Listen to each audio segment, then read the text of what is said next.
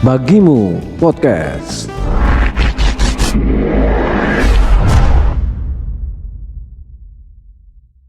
Assalamualaikum warahmatullahi wabarakatuh. Salam pengadaan. Halo sobat pengadaan, selamat datang di channel kami Bagimu PBJ, berbagi ilmu pengadaan barang dan jasa podcast. Di mana channel ini adalah wahana untuk berbagi ilmu seputar pengadaan barang dan jasa. Yang baru saja bergabung dengan channel ini, jangan lupa subscribe, like, and share agar sobat pengadaan tidak akan ketinggalan video-video yang menarik ataupun informasi-informasi terkait pengadaan barang dan jasa yang kita laksanakan. Alhamdulillah bersama kita telah hadir Pak Samsul Ramli sebagai seorang praktisi dan narasumber pengadaan barang dan jasa nasional yang kebetulan hadir di studio kita dalam rangka membahas topik terkait percepatan pengadaan barang dan jasa pemerintah. Gimana kabarnya Pak Samsul? Alhamdulillah, baik, alhamdulillah. Terima kasih sudah bergabung bersama kita. Sobat pengadaan, Samsul Ramli ini telah memiliki 11.500 subscriber. Luar biasa kan? Pak Samsul? Ya. Di dunia pengadaan barang dan jasa, lagi ramai-ramainya membahas surat edaran bersama antara LKPP dengan Kemendagri nomor 1 tahun 2021 tentang percepatan pengadaan barang dan jasa pemerintah. Apa sih maksudnya keluarnya SEB ini? Silakan Pak Samsul. Ya, baik. Terima kasih. Assalamualaikum warahmatullahi wabarakatuh. Salam jumpa lagi dengan saya, Samsul Ramli. Alhamdulillah saya bisa bergabung di channel pengadaan miliknya Provinsi Kalimantan Selatan. Terima kasih Pak Ramadhin sudah diundang ke sini. Ini satu kesempatan yang sangat berharga sekali. Akhirnya channel pengadaan Samsul Ramli bisa diundang di channel yang luar biasa ini. Jadi kita berbicara tentang topik percepatan pengadaan barang jasa. Tidak bisa diingkari bahwa pengadaan barang jasa kita ini masih dalam level percepatan yang perlu didorong lebih kuat lagi. Salah satu masalahnya adalah ada beberapa hambatan-hambatan yang terjadi sinkronisasi antara pengelolaan keuangan daerah dengan pengadaan barang jasanya. Nah, salah satu hal yang ada di dalam SEB ini adalah sinkronisasi terkait tentang pelaku pengadaan. Nah, untuk daerah saya melihat bahwa SEB ini ingin mengatur lebih fleksibel tentang siapa sebenarnya pelaku pengadaan di dalam kerangka pengelolaan keuangan daerah. Jadi contoh misalnya disebutkan PA bertindak sebagai PPK. Nah, ini untuk menegaskan bahwa PPK itu atau pejabat pembuat komitmen itu melekat kepada pengguna anggaran. Nah, selama ini kan sering jadi selalu kalau ada PA harus ada PPK-nya. Itu tidak harus seperti itu. Karena begitu ada PA, maka PPK itu sudah ada sebenarnya. Jadi tidak ada alasan tidak ada PPK tidak bisa pengadaan. Tetapi dalam prinsip efisiensi dan efektivitas, maka apabila ada pejabat di bawah PA yang memiliki kompetensi untuk menjadi PPK, maka pejabat tersebut yang ditunjuk dalam rangka pelimpahan kewenangan. Nah, jadi ini membuka bottleneck dari proses pengadaan. Yang kedua, KPA itu bertindak sebagai PPK. Nah, ini sehingga KPA pun bisa bertindak sebagai PPK. Nah, yang ketiga adalah terkait PPTK.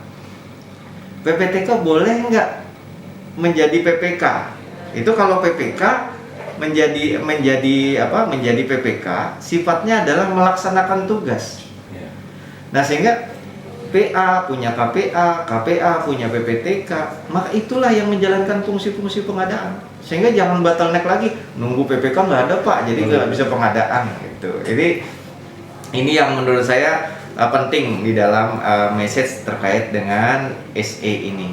Yang kedua, poin percepatan yang kedua, Pak Ramadhin, saya melihat bahwa SE ini menegaskan bahwa pembayaran untuk nilai sampai dengan 50 juta ya, 50 juta itu ada penyederhanaan proses.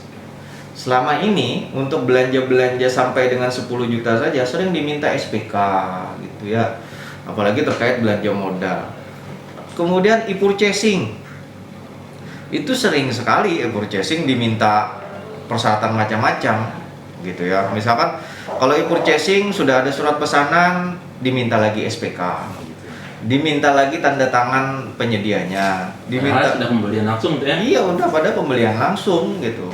Jadi ini perlu kita respon dengan baik ya. Tadi kita sudah berbicara juga dengan teman-teman di Biro Keuangan ya, luar biasa provinsi. Ini juga buat kawan-kawan kawan-kawan di daerah ya, khususnya di Provinsi Kalimantan Selatan.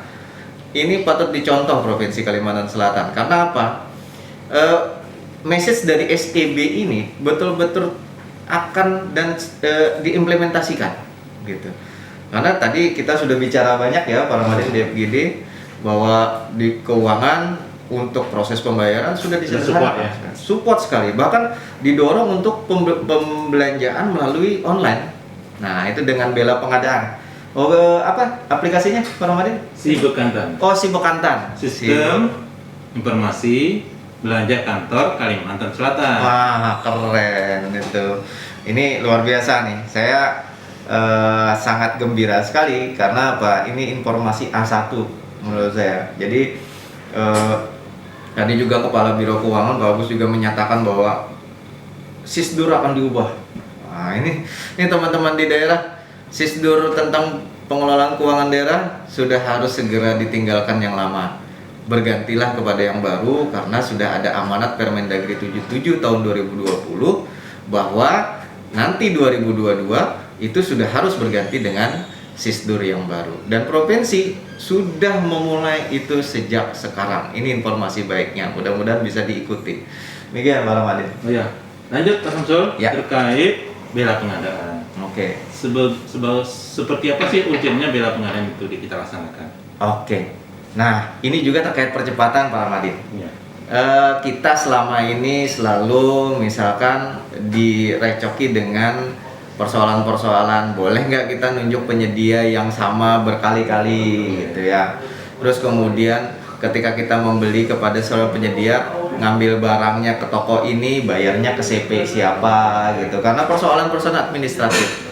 Maka dengan Bela Pengadaan kita tinggal memasukkan vendor-vendor yang biasa kita lakukan transaksi ke dalam sistem, kemudian kita beli melalui sistem. Nah, sehingga kendala bahwa penyedia-penyedia UMK, usaha mikro kecil dan koperasi kecil ini untuk masuk ke dalam sistem pengadaan pemerintah, sistem belanja, ini tidak lagi menjadi terkendala. Karena dulu harus diatur tender gitu. Mana ada toko yang mau ikut tender gitu. Kami sediakan barangnya aja, yang tender nanti perusahaan-perusahaan maklar lah gitu kan. Nah sekarang dengan sistem Bela Pengadaan semua bisa masuk. Makanya itu saya juga pengen nih kepada seluruh pelaku usaha di Kalimantan Selatan, khususnya yang di lingkungan Provinsi Kalimantan Selatan ya, nanti tolong disukseskan nih program Kalimantan Selatan, Provinsi Kalimantan Selatan untuk membangun sistem belanja langsung pengadaan barang jasa melalui si Bekantan ini. Ayo bergabung lah semuanya yang sudah pernah bertransaksi, apalagi sekarang bergabung, nanti masuk di dalam sistem ini sehingga kita pemerintah bisa belanja dengan mudah, dengan murah, kemudian juga manfaatnya menjadi semakin besar buat perkembangan usaha mikro dan kecil. Demikian Pak Ramadhin. Ya terakhir Pak Samsul terkait profesionalisme pejabat pengadaan atau PPK. Oh iya. Itu kan persyaratan teknisnya harus Iya. Gimana itu? Baik, ini juga perbaikan nih. Jadi nanti PPTK, pejabat pelaksana teknis kegiatan atau pejabat struktural di pemerintahan itu harus memiliki sertifikat kompetensi, gitu ya. Yang jadi pejabat pengadaan harus memiliki sertifikat kompetensi pejabat pengadaan. Kalau sekarang masih pakai sertifikat tingkat dasar. Yang menjadi pejabat pelaksana teknis kegiatan, yang pejabat struktural memiliki sertifikat pengadaan. Kalau sekarang cukup sertifikat tingkat dasar. Karena kalau PPTK tidak memiliki sertifikat tingkat dasar, dia tidak dapat melaksanakan tugas ke-PPK-an. Akhirnya PA-KPA yang sudah pejabat struktural, pejabat tinggi, menjadi pejabat pembuat komitmen, kan ini memberatkan dan ini bisa memperlambat. Jadi kompetensi dari pejabat-pejabat struktural harus memiliki standar yang cukup untuk menjadi pelaku-pelaku pengadaan barang jasa. Demikian, Bang. Ya. Demikian podcast kita, semoga bermanfaat. Kami ucapkan terima kasih buat Samsul Ramli. Salam sehat dan salam sejahtera selalu. Salam sehat. Tetap semangat. Siap. Demikian wabillahi taufiq wal hidayah. Assalamualaikum warahmatullahi wabarakatuh.